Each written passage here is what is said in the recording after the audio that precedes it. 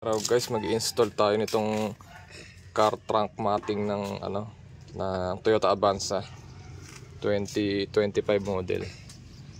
Nabili ko lang sa Lazada. Bali medyo nakakalito nga mag-install nito kasi pag sinalpak mo tsaka inangat mo, buo siya. Tapos may kasama siyang velcro tape. Yan. Ang gagawin lang natin, hihiwain to tsaka dito. Yan. Para pag inangat sasabay siya. So yun, gagawin natin ngayon. Yan, nagupit na natin. Yan. Lalagyan naman natin ng tape sa likod niya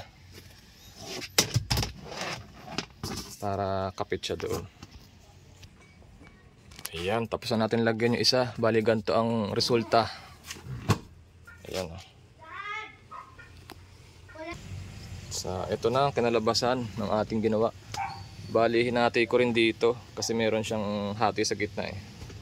Para pag inangat, susunod siya. Hop, yeah. Yan.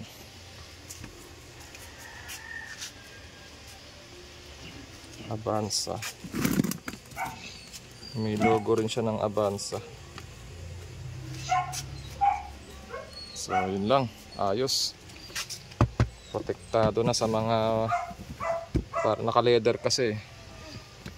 Kaya kailangan may trunk matting siya. So yun lang.